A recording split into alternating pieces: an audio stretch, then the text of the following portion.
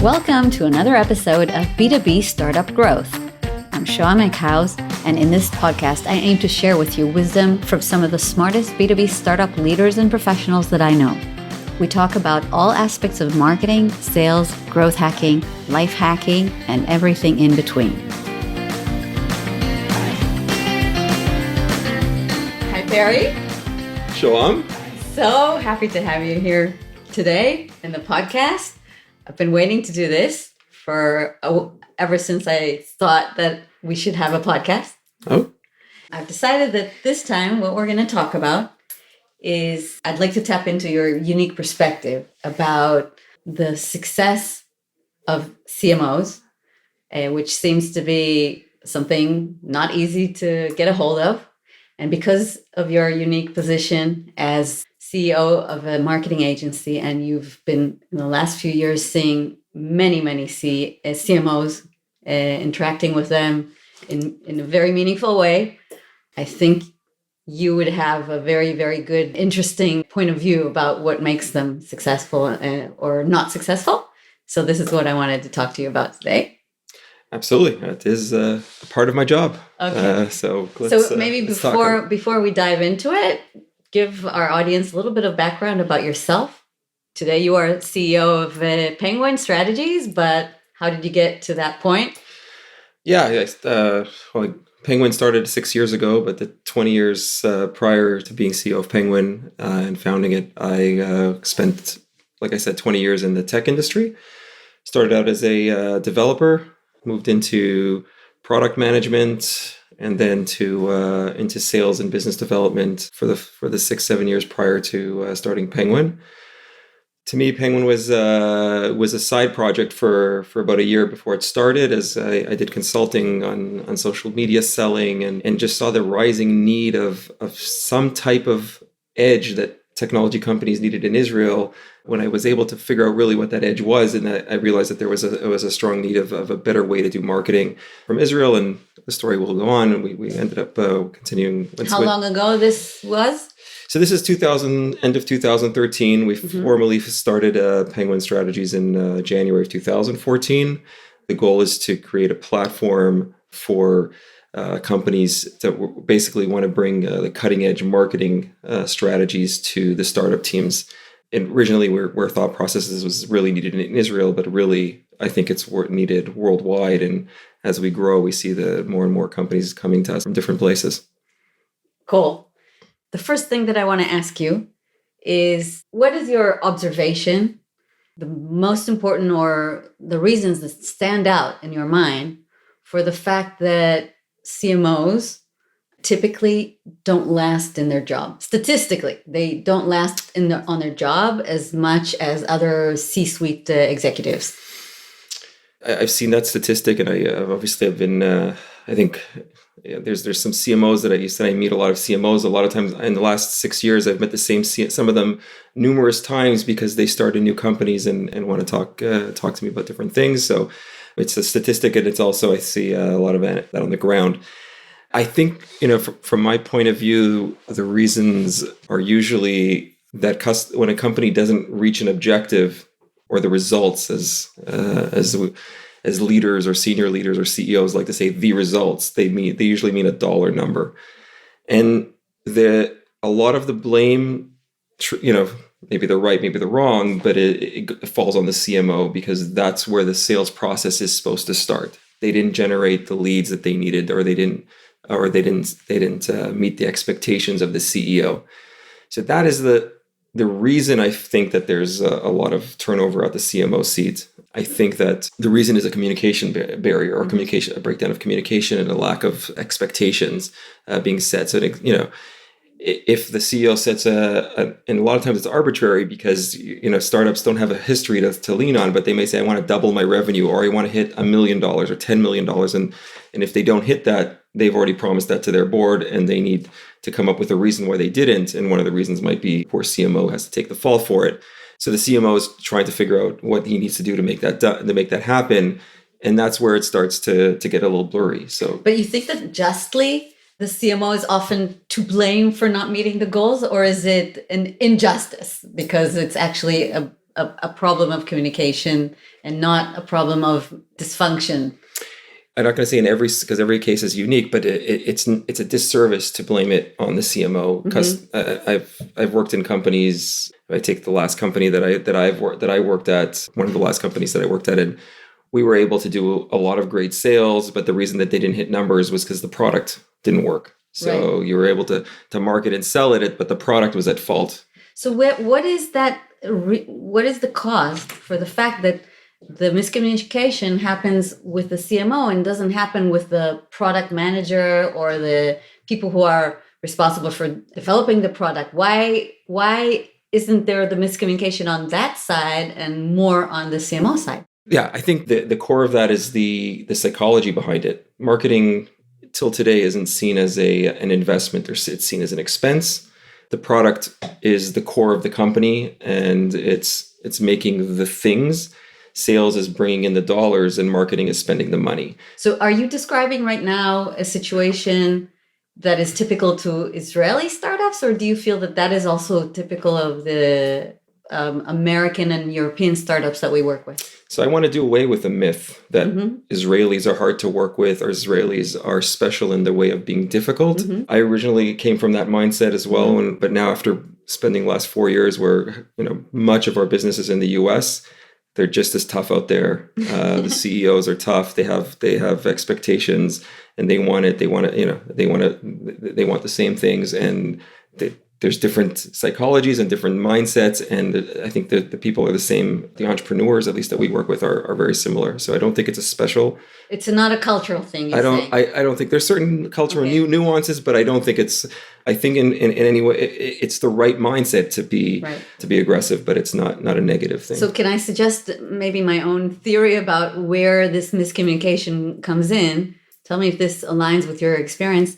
I see that the characteristic of companies where this misalignment happens a lot is those that are led by founders or CEOs or leadership teams that came from development, from the side of the technology side. They are often the type of companies that we happen to work with. So that's why we see a lot of those.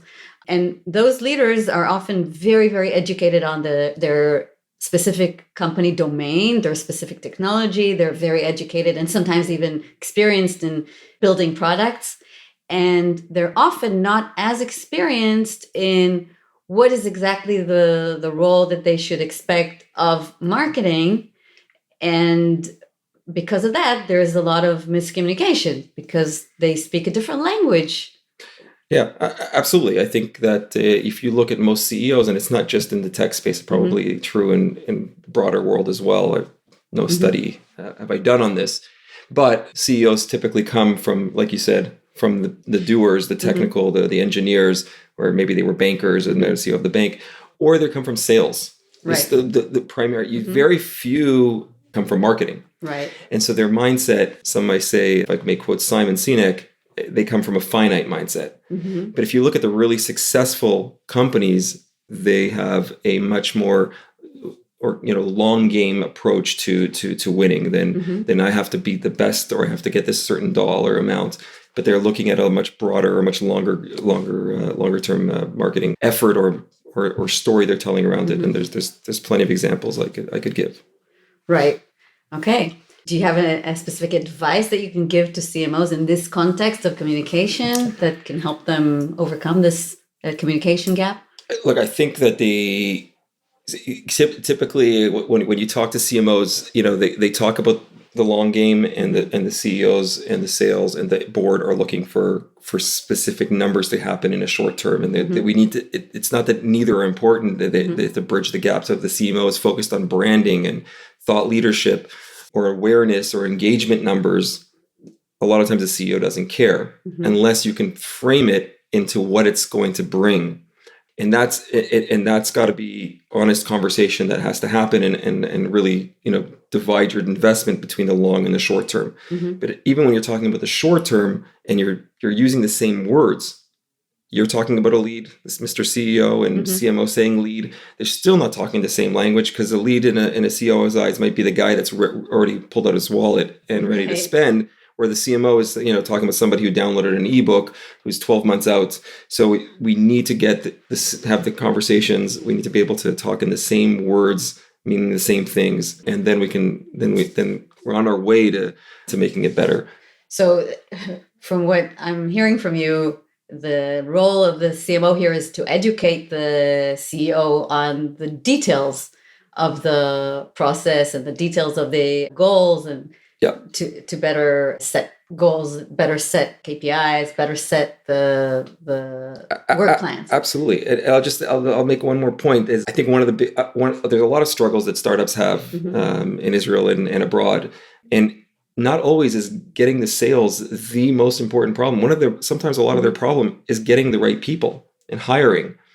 And when a CMO can communicate how he can bring both parties to the table, meaning the people that need to do the work and the people who need to buy the products, using the same efforts, and then aligning the communication and the words and the language, they have a longer term. Their tenure will be longer term. And I'm just going to give an example because I have to, because it was in the news. Take Apps Flyer. Okay. Everybody's going to think we're going to bring HubSpot as an example, but I think that Apps Flyer maybe did the HubSpot model.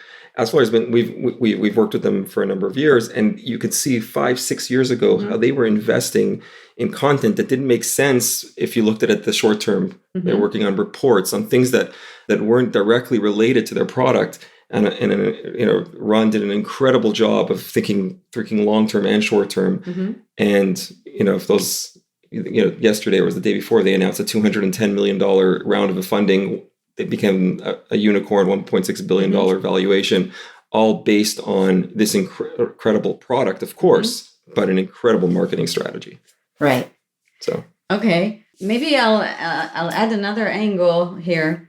I think that often CMOs that have actually experience with marketing and they think that they know what needs to be done are often even more of a challenge for the CMO to work with, because when a CEO has no experience in marketing and admits it, then they're really open to learn from the CMO what's needed.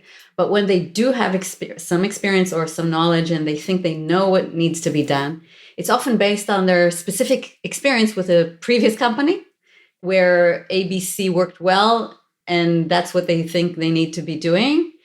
And more often than not, in this new company or in this new situation, what's needed is totally different, because times have changed, because the domain is a little different, competition is a little different. Yeah. And so I think one of the most impactful things that CMOs can do for improving the cooperation with the CEO is to lay out all the hypotheses that they have about what needs to be done and frame them as experiments. And those, I have seen CMOs who do that, and then the communications with the CEO is totally different. Because then they ask the CEO to join them in choosing the experiments, and they run with it. Yep. I know that we've been lately doing this between the two of us, and I feel like it's really improved the way we collaborate on deciding what to do next in marketing. First of all, great question. And I want to make sure people that are listening, this actually wasn't on the questions we thought of beforehand. Yeah, right. It just kind of came out through the conversation, and which you didn't know that I actually had a conversation exactly like that last week with the CMO that just got a new job. Okay, he's a friend of a friend. It wasn't even as part of my job to go meet him. He's not exactly in a domain that Penguin works with. But we had an interesting conversation, and what he told me was exactly that the CEO came from a very successful, well-known company. That's why I'm not going to use any names.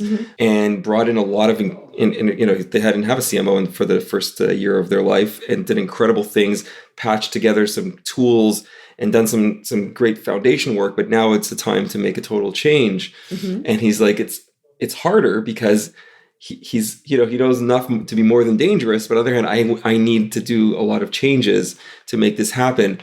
And we're talking about the way to communicate that is similar to the way probably the VP R&D would communicate, is just because you came from a company that you founded 6 years ago, and it was developed on, I don't want to sound, on Java or I don't know, whatever, Python but today there's like 3 other languages that are going to do that same job better. The same thing is true in marketing. Right. What worked even 6 months ago might not work today.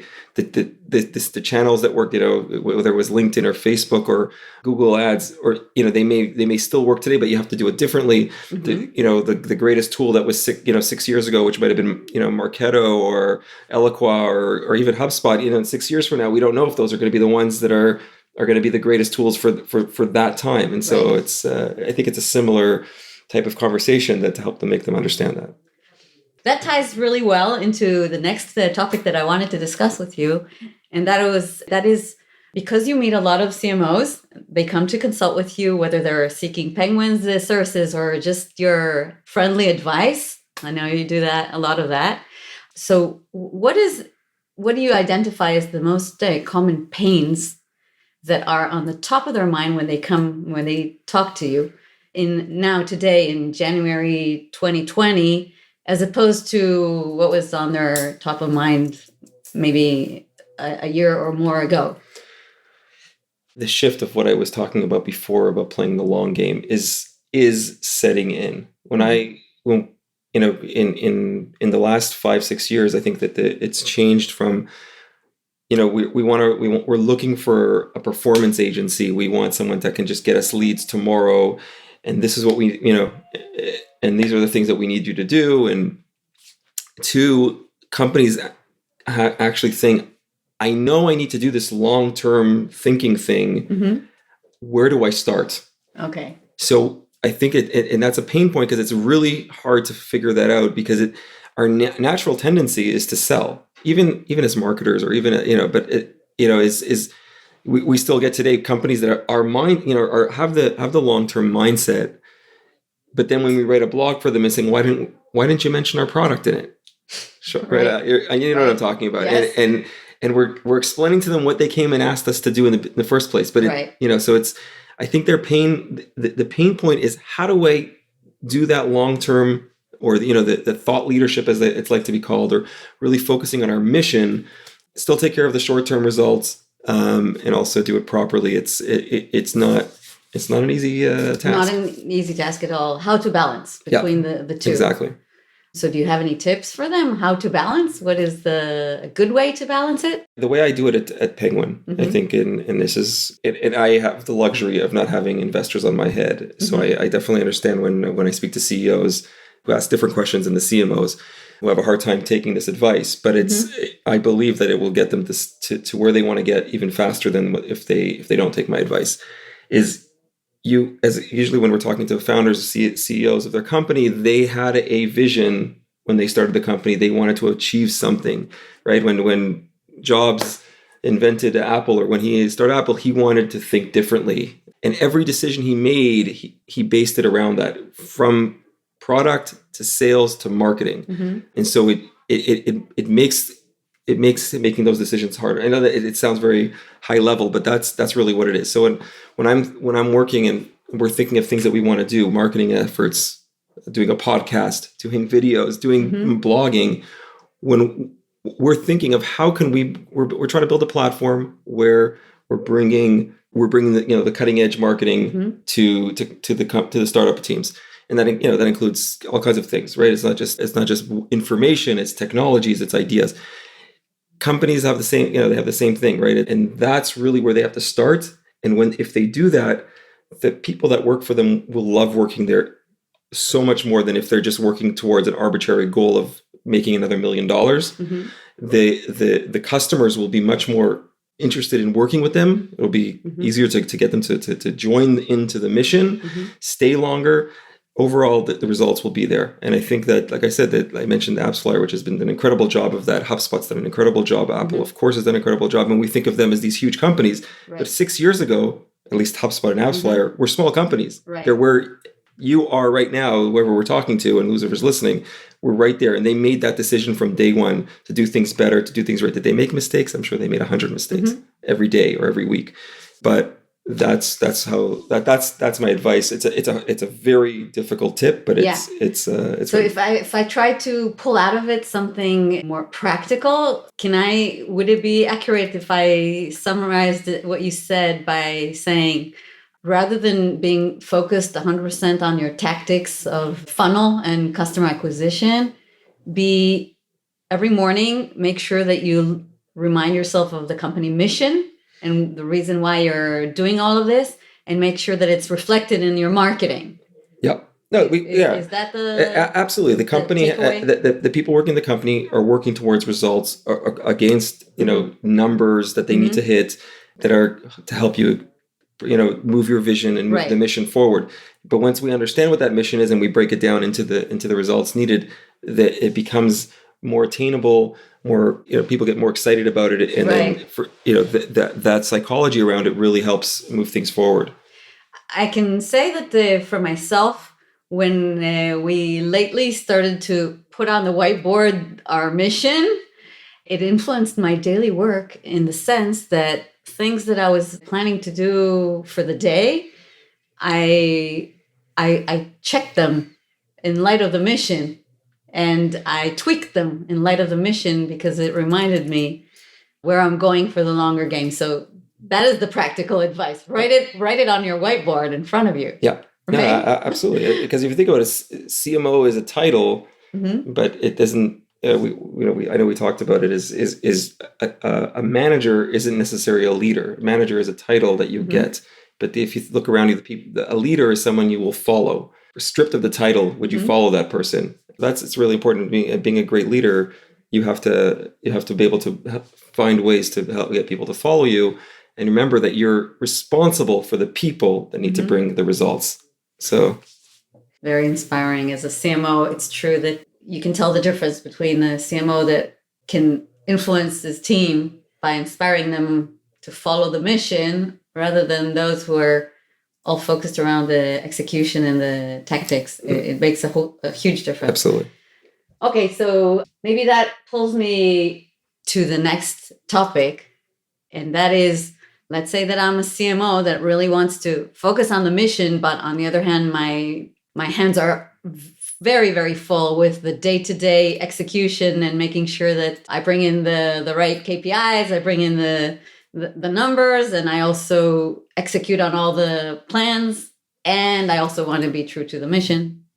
How do I manage that in terms of time? Because it's always so much more than our plans are always so much bigger than our ability to handle. So do you have any tips on how to manage that?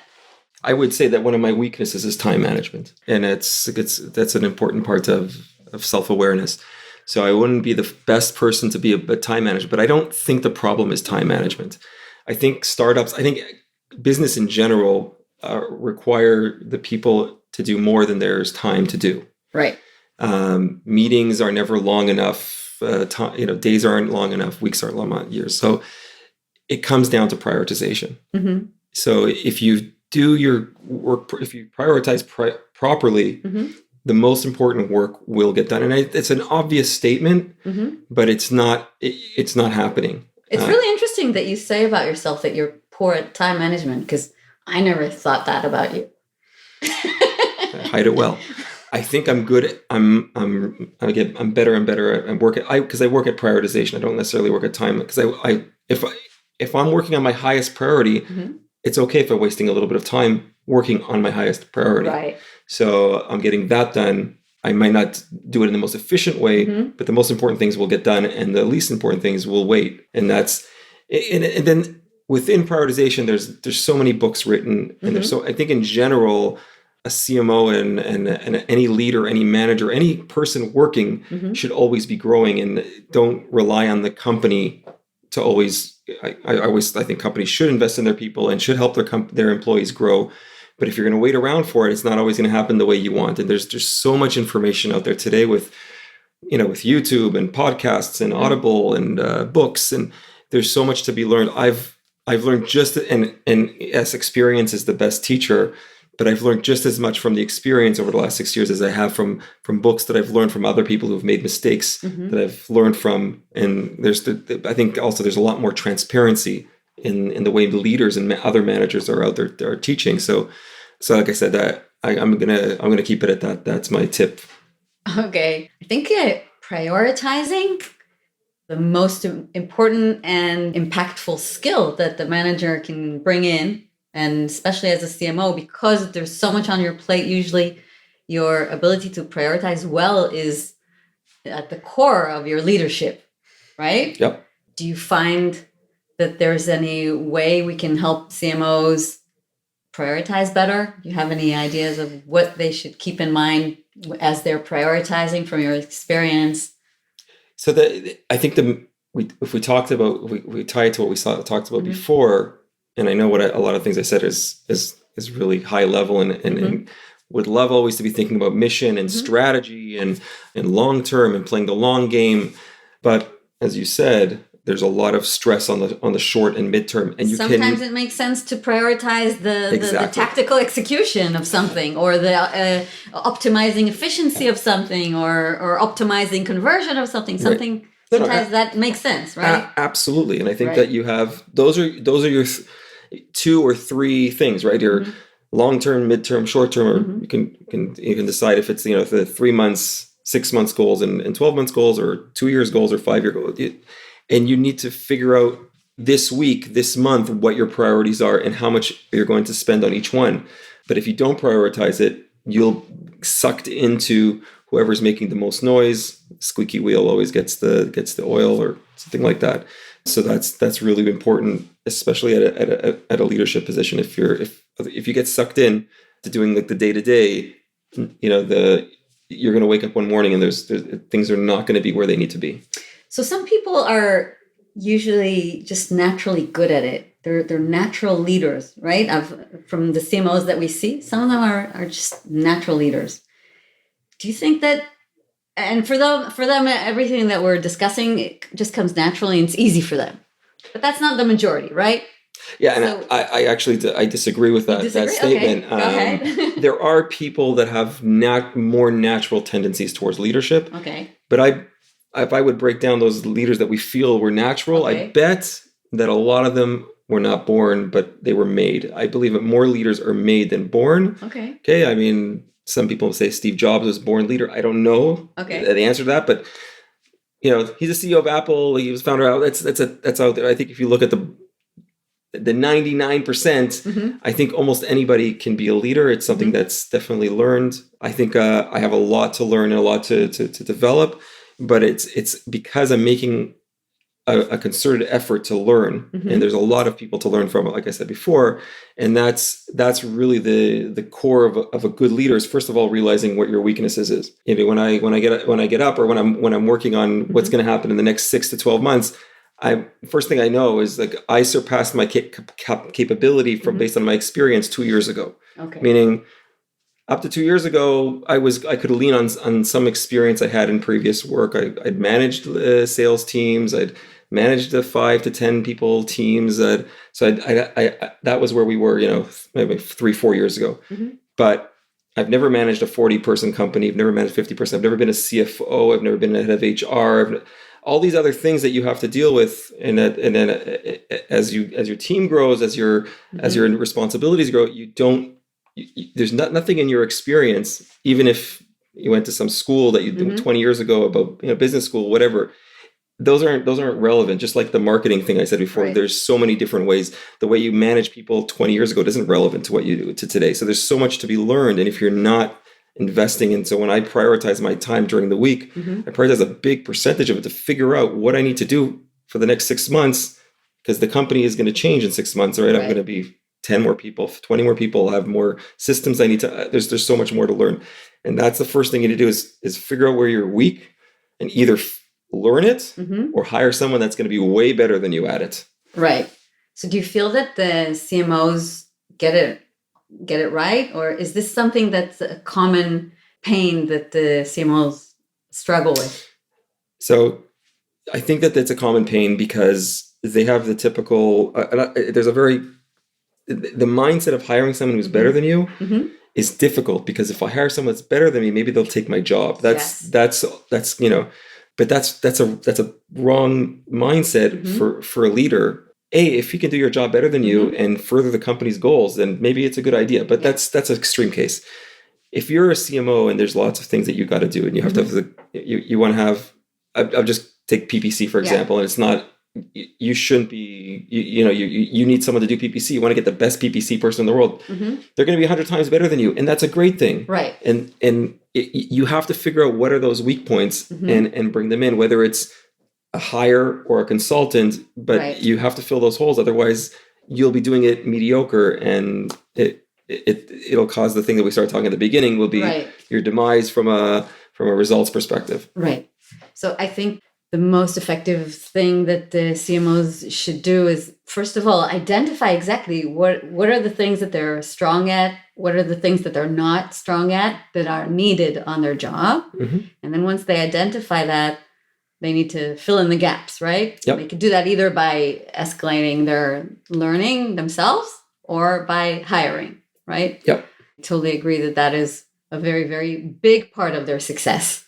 People that are listening to this, a lot of them are marketers that aspire to be one day a CMO of a successful, interesting, impactful company. Do you find that there is some specific career path that is very recommended, highly effective in how to reach that goal for people who are marketers at their start of their career? At the beginning of your career, and you're setting your goal as being a CMO, and you're going to take my or anybody else's advice to do everything you need to do to get that job, make sure that it's hard to do. Make sure that it's actually what you really want. Why do I say that? Because I deal with a lot of CMOs or ex-CMOs. A lot of them are disenfranchised with the position because what they loved about marketing, they don't get to do when they become a CMO. That's probably true also for CEOs, right? There's an element of that as well. And I think that it's not that you don't, obviously there's a lot of people who like being CMOs, and that's great. I think the first thing is to network. There's so many opportunities, anything anywhere in the world, and definitely in Israel, to get out and network with CMOs, or lift up the phone and talk to them. If you know people through the network, talk to them and understand what is that job all about.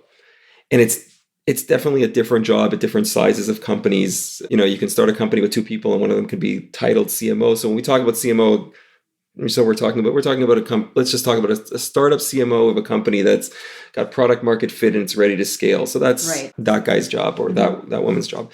So it's really understanding what it is, because what it takes to be a great CMO, understand what that is, because it's going to change from what it was 10 years ago. 10 years ago, I think there was a lot more, especially with B2B tech, was a lot more event marketing, a little bit of branding. Today, there's a lot more tools. There's many more tools in your that you need to have in order to be successful. You need to be more analytical. You still need to, and you need to be creative. You still need brand. You still need strategy. You need content, and you're not going to be good at all of them. So you got to pick a few and work on them, but have a broader understanding of the other things that you're not going to be great at. But that's where I would start. So you think you can grow into the CMO role from any of these directions? I mean, I know a lot of the CMOs in the tech world that we work at started out actually from the technology side, from the development side, and gradually grew into product marketing and then into marketing. Yep. That's one direction. And then there's, on the other hand, a lot of people who grew into it from the totally opposite side, like they came from PR, they came from messaging, from branding, grew into the marketing industry, and then gradually, went into the filling in the other sides. What is the effective path?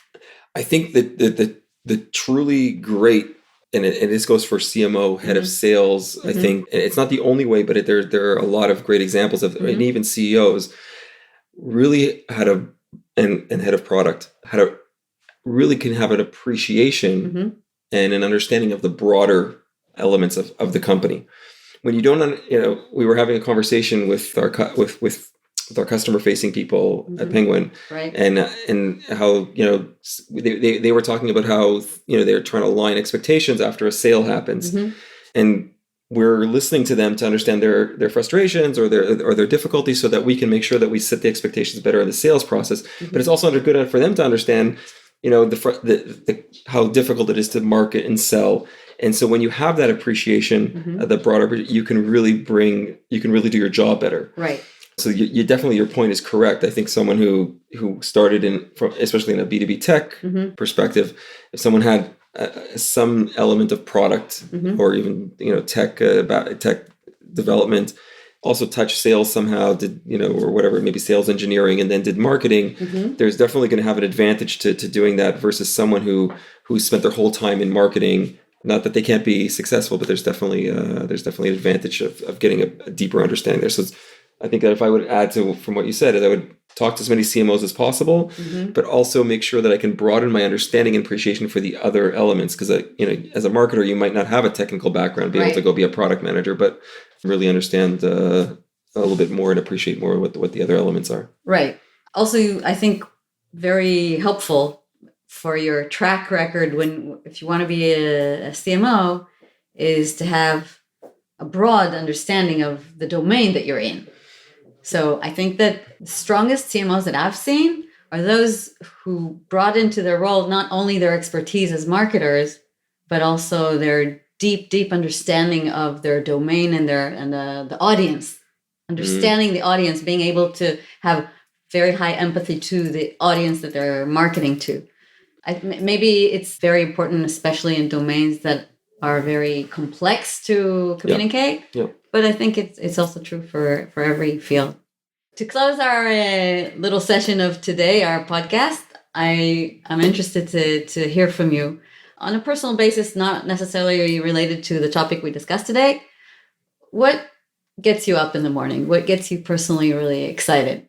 I first of all, I'm really passionate about all things learning about leadership and helping and having a place to practice it, which is what Penguin is, and really working on how to have a people first culture. And so I really enjoy working on that on a daily basis, and always it's a never ending cause that can continue continuous improvement. I also really, really enjoy the fact that my job allows me to talk to all these great CMOs that you asked me about. Whether it's very flattering to be reached out to and to just to chat, and people really understanding that I'm open to chat about anything and help out in any way I can. And finally, I've learned over the last 10 years, I'm really passionate about sales, and I get to be involved with some of the sales in Penguin. So it's I have a lot of fun. It's more about building relationships and business development, and this is another thing that I really enjoy doing. So that's why that really gets me up in the morning, and I really enjoy working here. As I say to the people here, I'm just one of the team. I just work here. So I want to thank you, Perry, for doing this podcast episode. I want to also say to you that everything that you said about getting up in the morning and putting the people first and the culture first, it definitely is reflected in what the people here are feeling. So thank you. You've been listening to the B2B Startup Growth Podcast, bringing you the latest wisdom on marketing, sales, growth hacking, and life as a startup leader. I'm your host, Shoham Eckhaus, and if there's a particular topic that you'd like me to cover soon, please reach out to me on b2bstartupgrowth.com and let me know.